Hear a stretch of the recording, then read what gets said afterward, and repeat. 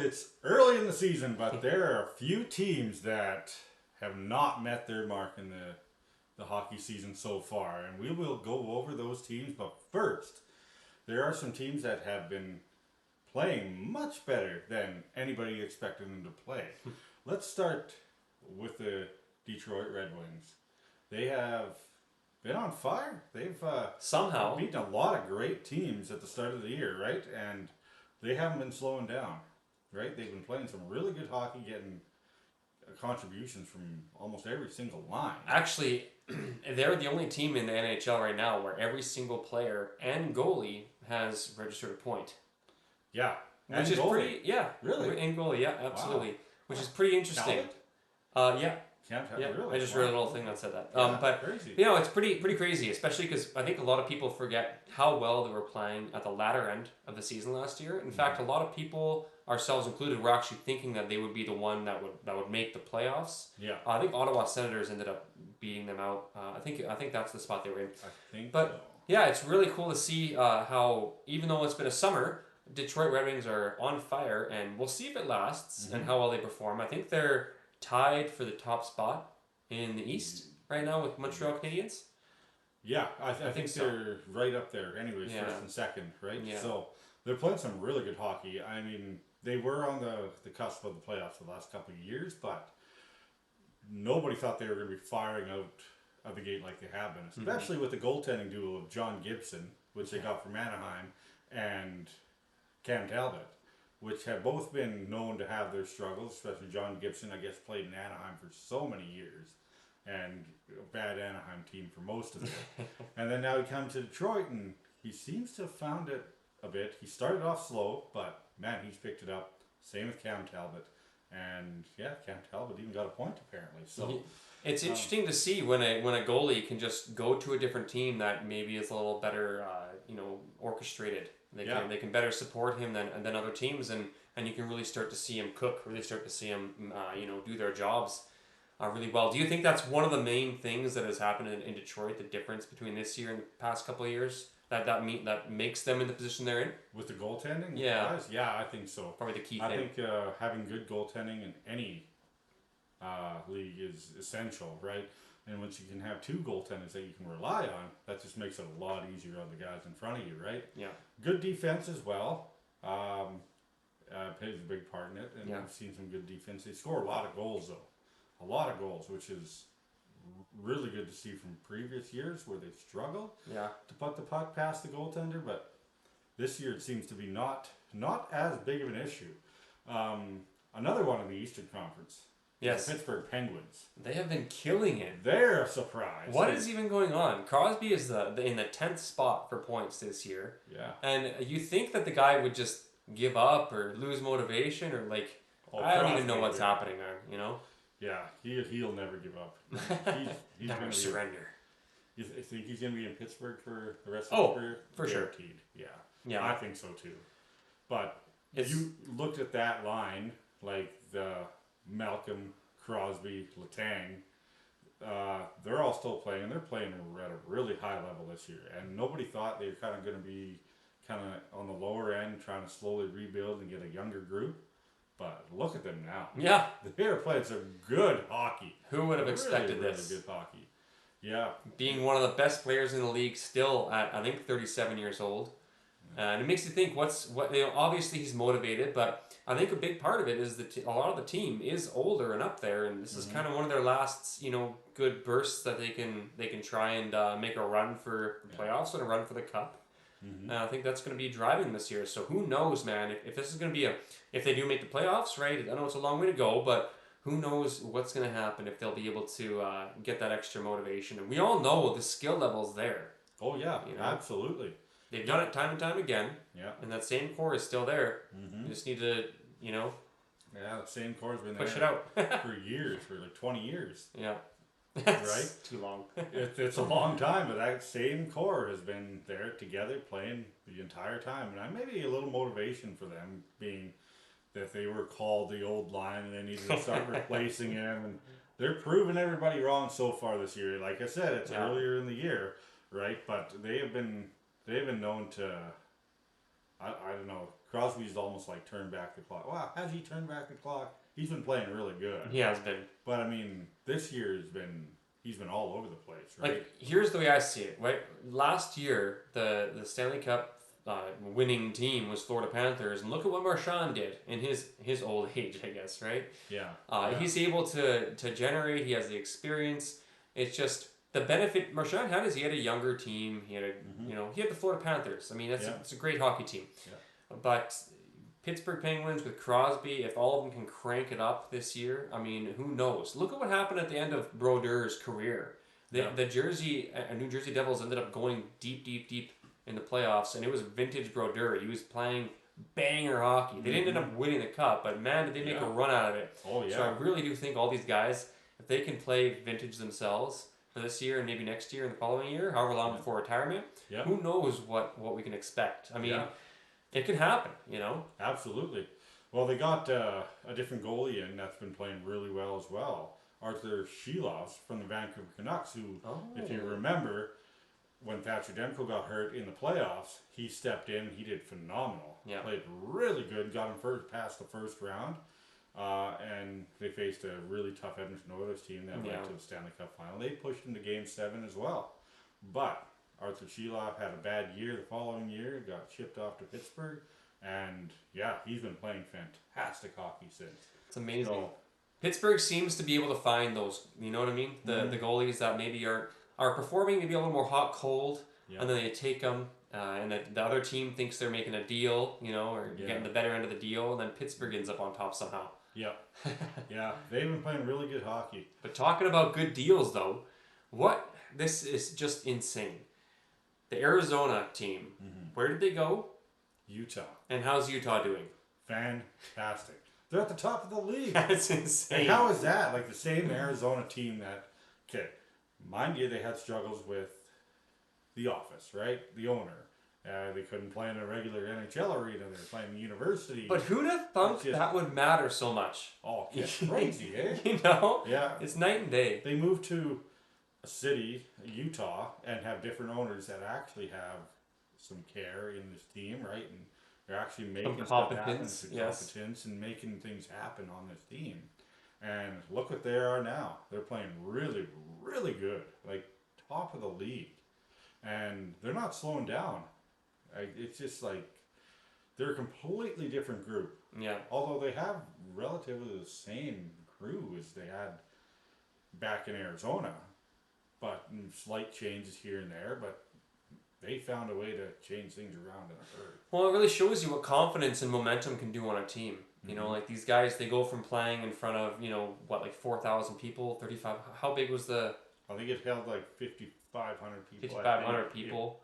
And even then, like the fans are getting out there, might not be the biggest fans. It's not really the biggest sport out there. To an area where you actually get these diehard fans, because Utah, they know how to run a club. Yeah. Right? So you have all these good people coming in, cheering on your team, affecting their confidence, affecting their momentum.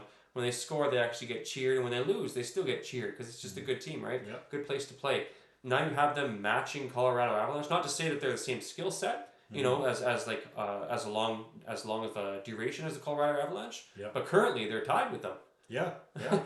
Crazy. Which I know it's still early, and a lot of stuff can happen, but it's just so unexpected. But if they can keep this up for another month, they say if you're by the time you pass Thanksgiving in November, any team that's in a playoff spot is most likely going to make the playoffs. So we'll see where they end in November. Yeah, but that's the key. If they can keep this strong start up, who knows? You might be looking at a Mammoth playoff run. That'd be interesting. That'd be interesting, exciting for the franchise. Absolutely, good to see this thing turn around, right, and become a competitive hockey team. And with all these unexpected teams kind of going in, it makes you think this year's playoffs are going to be a lot different than last year's playoffs. I think so. As much as we want to say, it's going to be a Florida Edmonton kind of redo, both teams are going to have to go through a lot more competing teams. But there are some teams that aren't going to be making that list. Such as the Edmonton Oilers so far. I guess, yeah. So far, Edmonton Oilers fall right into the category we're getting into of how you thought they were going to be good right off the hop with McDavid and how he's trying to motivate his team, signing the trying to contract, sign the contract, the whole thing, right? Trying to get everything in place. I get it's early yet, right? Things still have to come to place, but man, have they been terrible. Do you think McDavid has any regrets? I don't think so. None? He signed, what, a 3-year deal? 3 years. 3-year deal, yeah. 2 or 3. Yeah, I think it was 3. Yes. I don't think yet. No, not yet. It's coming. But you know McDavid has full control of his team now. Yeah. So he can do whatever he wants, basically. Well, if he says he wants to make some it probably control. takes time. It probably takes time. And the reality is it's only been like 10, 11, 12 games, depending on the team you are. Yeah. So he probably would want to make changes, but it doesn't happen overnight. No. Right? So that would be the one area where I would see, okay, McDavid's doesn't have any regrets. But I really do think that, you know, when you have a lead and then the goaltender lets in over 3 goals in the third period, it can get frustrating, I imagine. Yeah. Right? And McDavid's not scoring either. Like, he just got his first goal this season a couple games ago. But I really think. Let me ask you instead. What do you think is the reason why he's not scoring? I don't know, honestly. If you're a guess. I think something's up with their play structure and the way they're playing the game. It's just not aggressive enough, not forward. I mean, the goaltending still letting in a lot of goals, which they still haven't addressed. Yeah. And I've been harping on this for a long time, that they need to change that, and maybe they will. But as of right now, they have some goals scored, but look, they give up way too many goals. And Bouchard, he's had a rough season. He has had a terrible season. Oh, yeah. What a joke. Yeah, he's not been playing well, and that defense, they need him to be there and play and not give up so many chances to the net, right? Yeah. It doesn't help their goaltending at all, that's for sure. So we'll see where this Edmonton team goes. It's early in the season. We're just coming in November here. But this is the season, this is the month where they have to turn it around. Yeah. They have to. Otherwise, they look like they're going to be on the verge of missing the playoffs. I mean, well, we'll see. I kind of think McDavid's kind of easing back on the throttle a little bit. For one, he's saving himself for playoff hockey. And he's realizing that... First. Yeah, but that's the thing, right? If he does have the control, like you were saying, but a lot of the times if he wants change and they don't see that he's actually desperate for change, what's he going to do? He's going to show them he's desperate for change. He's going to show them, you guys want a winning team? Get a winning team. Then I'll start playing 110%. So you think he's laying back and he'll I think so, let him tank a little bit? I do really? Think so. I don't think he's out there, like, obviously not trying. But he's in the back of his head. He's like, yeah, well, make the changes, and yeah, then we'll see. Maybe he wants the lineups to change. Maybe he wants them to actually go out and make some changes before he actually goes all out and starts playing. Now he could also just be dealing with an injury, right, or something like that. Where yeah, but I do think there's more frustration behind the scenes than we think. Think of Vancouver Canucks between Pettersson and JT Miller. Yeah. I mean.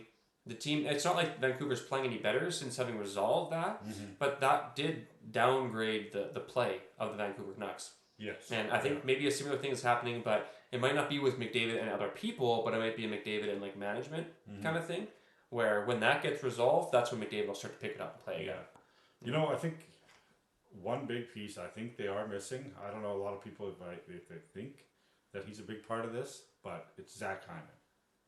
Yeah. Zach Hyman adds a lot of offense, and he does a lot of stuff kind of behind the scenes to help this Oilers team. Yeah. Right.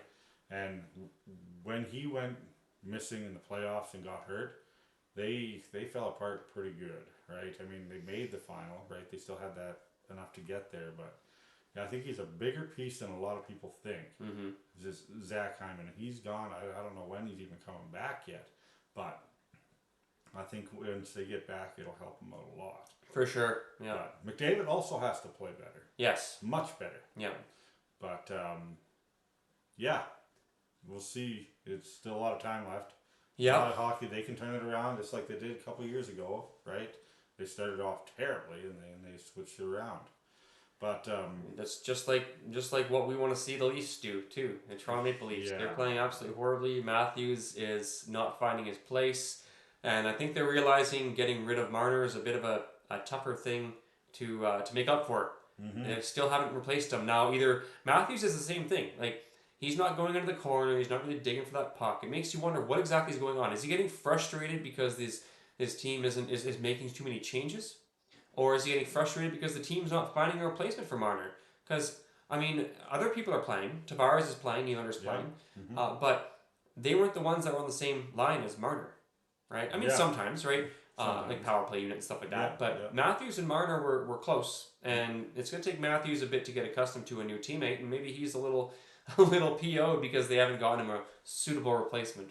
I think Matthews is missing Marner. Yeah. Big time. Right? Having him on his wing. I think he's really, really missing that, and realizing Marner did a lot for that team. Yeah. Right? And in the season. In the season. You can't just replace a guy like Marner right away or find somebody instantly that is going to fill that role. Yeah. It's just not going to happen. Right? If you look at Marner's success already in Vegas, well, he's there with a lot of stars, but I mean, he's had a big impact in that Vegas team already. Like, Marner is a very talented player, and to get rid of him and not have any plan to replacing him or having anybody fill, it's I think that's a mistake on Brad Treliving's part. So, and yeah, they gotta find something to put there to help Matthews out, I think. But that was part of the problem. So the fact that Marner's going to the Golden Knights and playing really good hockey, right? That's great. That's good to see. Where was it in the playoffs? That's that's the problem. So what that shows me, because Marner's a great player, I like him, right? Mm. But why can you play this good when you want to, and then we don't get it from you in the playoffs? I get you're a smaller guy. Guys are playing in the body. Yeah. Maybe Toronto didn't do what they needed to do. The Golden Knights are maybe a heavier team. I don't know.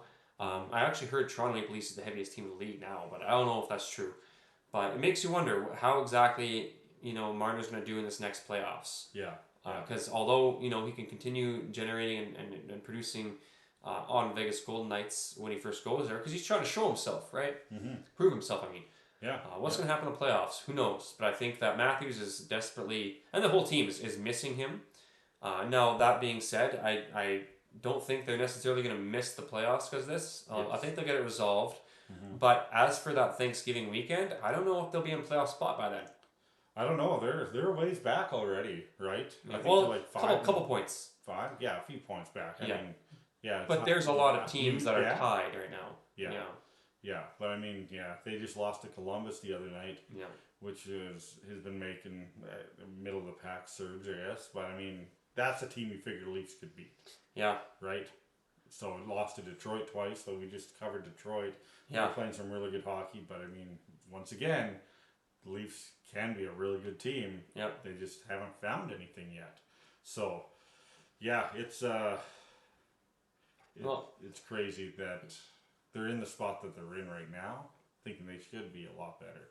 After the starts they've had the last few years. Yeah, exactly. And it makes you think how much of that stuff is happening in the background, similar to the JT Miller on Vancouver Canucks, the whole conundrum between him and Pettersson, and him going over to the Rangers. You'd think that once it's resolved, Vancouver Canucks would play better. Mm-hmm. Not necessarily, but then you'd also think, well, hey, JT Miller's a great player. He's going to make good plays on the Rangers. Yeah, good goaltender. They just signed him on a record contract, I believe, a year ago, right? Yeah, and captaincy. Yeah. He got captain as well. That's right. Yeah. And then they go and they are not playing well. Not at all. Like, not yet. Okay. I know the Rangers have had struggles. Like, they get to the playoffs, right? And then for some reason, I don't know why everything... I noticed it... Falls apart.